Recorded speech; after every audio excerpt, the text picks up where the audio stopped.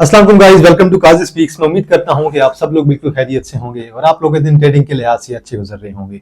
जैसे कि आप लोगों को पता है कि हमारी पीएसएक्स के बेसिक कोर्स की सीरीज चल रही है और इसमें हमारे जो मोस्टली जो मेजर टॉपिक्स थे, जो कि बेसिक टॉपिक्स थे, वो हमारे ऑलमोस्ट सारे के सारे क्लियर हो चुके हैं। तो अब हम जैसे जैसे कोर्स हमारा आगे बढ़ रहा है तो हम आगे आगे मजीद चीजों की तरफ बढ़ेंगे। तो आज जो है, आज के लेक्चर में हम जो है फंडामेंटल्स को टच देने वाले हैं कि भाई फंडामेंटल्स क्या होते हैं। बिल्कुल फंडामेंटल्स के हम बेसिक देखेंगे, कुछ भी हम डिटेल में नहीं करने वाले हैं।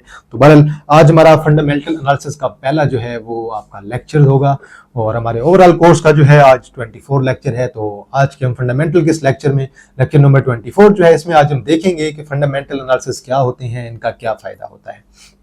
तो बहरहाल चलें जी, स्टार्ट करते हैं अपना आज का लेक्चर। तो बेसिकली फंडामेंटल एनालिसिस और टेक्निकल एनालिसिस दोनों का मकसद एक ही होता है। जब भी आप एनालिसिस करते हैं किसी चीज का, तो आप प्रिडिक्ट कर रहे होते हैं कि यार ये शेयर अगर मैं बाय कर रहा हूं, इसका फंडामेंटल या टेक्निकल एनालिसिस करके इसकी मैं प्रिडिक्शन कर रहा हूं कि फ्यूचर में ये शेयर कहां पे जाएगा, मुझे कितना गेन देगा। तो चाहे फंडामेंटल एनालिसिस हो चाहे टेक्निकल एनालिसिस हो, दोनों का मकसद सेम ही होता है। लेकिन आज की वीडियो हमारी सिर्फ और सिर्फ फंडामेंटल एनालिसिस पे होगी। तो बेसिकली हमारे पास दो टाइप होती हैं जी। एक हमारे पास होती है क्वालिटेटिव और सेकंड हमारे पास होती है क्वांटिटेटिव। तो क्वालिटेटिव पे बात करते हैं। आप जब भी कोई चीज बाय करने जाते हैं ना, फर्ज करें आप एक घर बाय करना चाहते हैं, आप गाड़ी बाय करना चाहते हैं, फर्ज करें आप एक घर लेने जाते हैं, पहले आप ये देखेंगे कि यार उसके करीब कोई मार्केट है कि नहीं। दूसरा आप ये देखेंगे कि यार उसके जो है आसपास आबादी कैसी है, आबादी अगर उसके आसपास अच्छी है या उसके साथ कोई मेन रोड लग रही है, मेन मार्केट लग रही है, तो आप ऐसी चीज की तरफ जाते हैं। तो आप कहते हैं यार जहां पे जो है वो कुछ ना कुछ लोग भी हों, जहां पे रौनक लगी हुई हो, जहां पे हर किस्म की फैसिलिटी मौजूद हो, बैंक मौजूद हो, पेट्रोल पंप आपका करीब हो। तो कुछ इसी तरह ही हमारा होता है जी, जो है हमारे पास क्वालिटेटिव और क्वांटिटेटिव एनालिसिस दोनों। जब क्वालिटी की बात करते हैं तो आप पहले सबसे पहले देखते हैं कि शेयर की क्वालिटी क्या है। क्वालिटी में क्या चीजें आ जाती है कि भाई कंपनी की मैनेजमेंट कैसी है, कंपनी के ऊपर कोई केस तो नहीं चल रहा, या कंपनी किसी ऐसी फ्रॉड के अंदर शामिल हो। जैसे कि पास में आपने कुछ कंपनीज के नाम सुने होंगे जो कि आप लोगों को पता होगा बेहतर के वो जो है किसी किस्म के फ्रॉड के अंदर या न्यूज के अंदर शामिल रही हैं। आप लोगों ने टीआरजी पाकिस्तान का बहुत ज्यादा नाम सुना होगा, वो बहुत ज्यादा रूमर्स के अंदर रही है कि भाई फलां केस चल रहा है, फलां केस चल रहा है। के इलेक्ट्रिक का भी यही सेम सीन है, के इलेक्ट्रिक पे भी काफी ज्यादा जो है वो केस चल रहे हैं। इसी तरह एशा स्टील मिल लिमिटेड है, उस पर भी काफी किस्म के ऐसे जो है वो ब्लेम या रिमर्स वगैरह लगाए जाते हैं। तो बहरहाल क्वालिटी से मुराद यही है कि आपने पहले कंपनी की क्वालिटी चेक करनी है। जिस तरह आप गाड़ी बाय करना चाहते हैं आप उसकी क्वालिटीज देखते हैं, इसी तरह आप जब भी जाएंगे, आप अगर शेयर बाय करना है, आपने लकी सीमेंट बाय करना, आप उसकी क्वालिटी देखेंगे, उसकी क्वालिटी कैसी है, उस पर कंपनी में कोई केस तो नहीं चल रहा, कंपनी की मैनेजमेंट कैसी है, कंपनी की मैनेजमेंट किसी किस्म के फ्रॉड के अंदर शामिल तो नहीं है। फिर आती है आपके पास क्वांटिटेटिव। क्वांटिटेटिव के अंदर आपने सारे के सारे कंपनी के फाइनेंशियल्स देखने होते हैं। इसके अंदर मेजर जो हम डेटा देखते हैं, सारा कंपनी की रेशियोज निकालते हैं, पी रेशियो निकालते हैं, ईपीएस वगैरह देखते हैं। देन उसके बाद हम देखेंगे कंपनी की प्रॉफिटेबिलिटी कितनी है, कंपनी पे डेट कितना है, काफी ज्यादा रेशियोज आ जाती हैं जो इन्वेस्टर्स निकालते हैं। अब ये जो दोनों एनालिसिस है ना, क्वालिटेटिव और क्वांटिटेटिव, ये दोनों जो है इन्वेस्टर्स करते हैं, क्योंकि इन्वेस्टर सोच रहे होते हैं लॉन्ग टर्म का। अब अगर हम बात करें ट्रेडर्स की, तो ट्रेडर्स सिर्फ जो है वो टेक्निकल एनालिसिस ही करते हैं। अब मैं जो है एज अ ट्रेडर भी काम कर रहा हूँ, एज अ इन्वेस्टर भी काम कर रहा हूँ। तो मैं क्वांटिटेटिव एनालिसिस भी करता हूँ, क्वालिटेटिव भी करता हूँ और साथ में मैं टेक्निकल एनालिसिस भी करता हूँ। मतलब कि मैं टेक्निकल और फंडामेंटल दोनों एनालिसिस करता हूँ, क्योंकि मुझे पता है कि मैं मार्केट के साथ चलता हूँ। जब मैंने देखूंगा अब मार्केट के अंदर ट्रेड नहीं मिल रही है मुझे, मैं मार्केट से चुप करके बैठ जाऊंगा और मैं इन्वेस्टमेंट की तरफ चला जाऊंगा। तो जब भी मैं इन्वेस्टमेंट की तरफ चला जाऊंगा, मैं आपको कहूंगा कि आप जो है मेरी तरह क्वालिटेटिव एनालिसिस भी देखें, क्वांटिटेटिव एनालिसिस भी देखें। जैसे कि बैंक ऑफ पंजाब था, कहीं 4.5-5 रुपए पे मूव कर रहा था, तब उसकी पी रेशियो बहुत अच्छी थी। उसकी पी रेशियो कहीं 1-1.5-2 रुपए पे मूव कर रही थी, 1-2 की उसकी पी रेशियो थी। तब मैंने उस पी रेशियो की बेस पे उस पर इन्वेस्टमेंट की और काफी ज्यादा लोगों से इन्वेस्टमेंट भी करवाई। तो आज अगर आप देख लें बैंक ऑफ पंजाब को, तो आज भी आपका 9-10 के करीब मूव कर रहा है। तो ये बेसिक जो है आपको फायदा होता है। आप जब भी जो है एज अ इन्वेस्टर आप जो है फंडामेंटल एनालिसिस करते हैं, तो उससे आपको लॉन्ग टर्म में बहुत ज्यादा फायदा होता है। तो अब क्वांटिटेटिव और क्वालिटेटिव के अंदर क्या क्या चीजें आ जाती हैं, ये हम अगले लेक्चर में देखेंगे।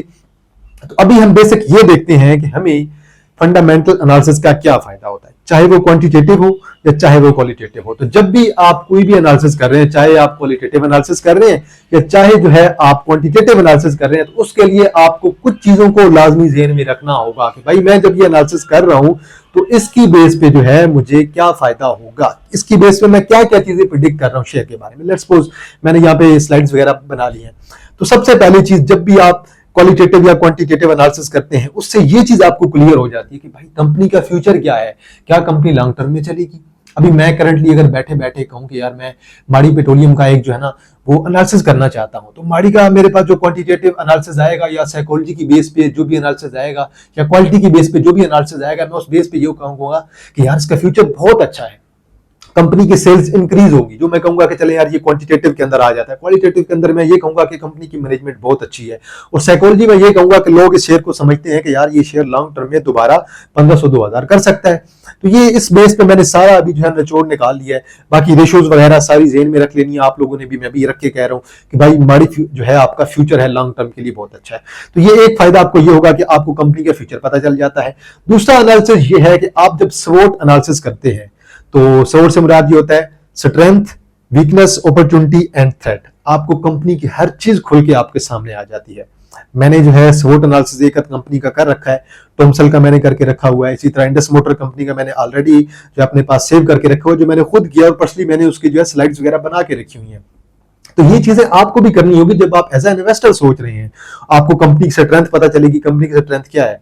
आप सोचे माड़ी की स्ट्रेंथ क्या है। अब जब बात आती है टॉमसल की, the organic meat company limited की, उनकी स्ट्रेंथ क्या है कि वो वाहिद कंपनी है जो कि मीट एक्सपोर्ट कर रही है। तो ये इनकी स्ट्रेंथ हो गई है। तो इनकी कोई ना कोई वीकनेस भी होगी और कोई ना कोई अपॉर्चुनिटी भी होगी। अपॉर्चुनिटी ये है कि वो दूसरे जो मुस्लिम ममालिक हैं जहां पे हलाल मीट चलता है उन्हें ये टारगेट कर सकते हैं। अब थ्रेट उन्हें क्या हो सकता है, थ्रेट ये हो सकता है कि बाहर वाले कंट्रीज की तरफ से किसी किस्म का इनके ऊपर एक्स्ट्रा टैक्स वगैरह लगा दिया जाए, तो ये हो सकता है, या फिर कोई हादसा आ जाए, वो भी इनकी पे जो है एक किस्म का थ्रेट हो सकता है। या कोई और कंपनी जो है, अभी करंटली तो कोई ऐसी कंपनी टक्कर नहीं दे रही है, लेकिन अगर फ्यूचर में कोई कंपनी टक्कर देने लग जाती है एक्सपोर्ट्स में, तो फिर इनके लिए वो भी एक थ्रेट आ सकता है। तो ये चीजें आपको सारी डिटेल में देखनी होंगी। इसका अगला जो फायदा ये है कि कैपिटल गेन आपको कितना मिलेगा।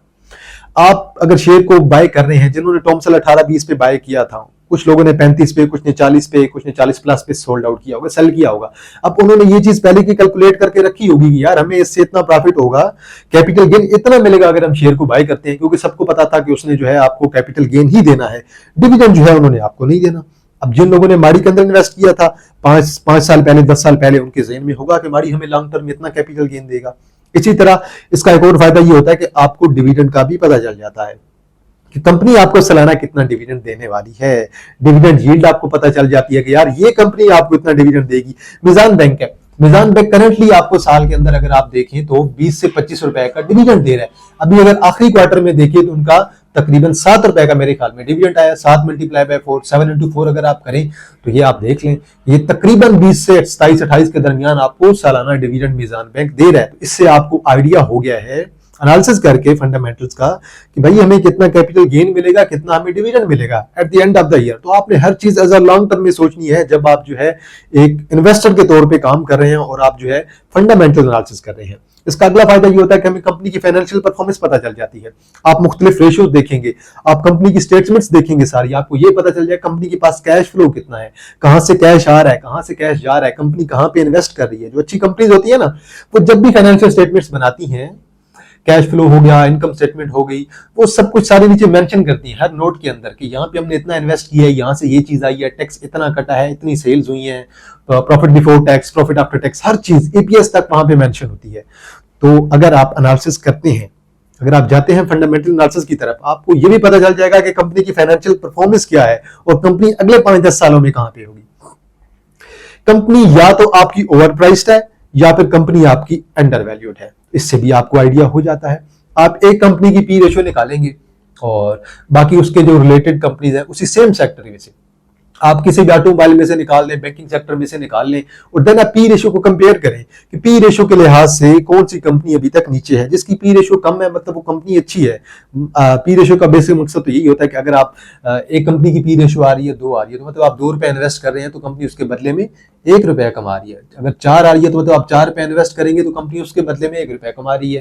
तो ये चीज अगर आपकी जेन में आ रही है, देन आप बाकी बैंकिंग सेक्टर में से बाकी शेयर्स को भी देखें, मिजान बैंक को देखें, बैंक इस्लामी पाकिस्तान को देखें, Faysal bank, HBL, Meezan bank, UBL, HBL, सारे बैंक्स को आप एक एक करके देखें और फिर आप देखें कि किसकी पी रेशियो लो आ रही है।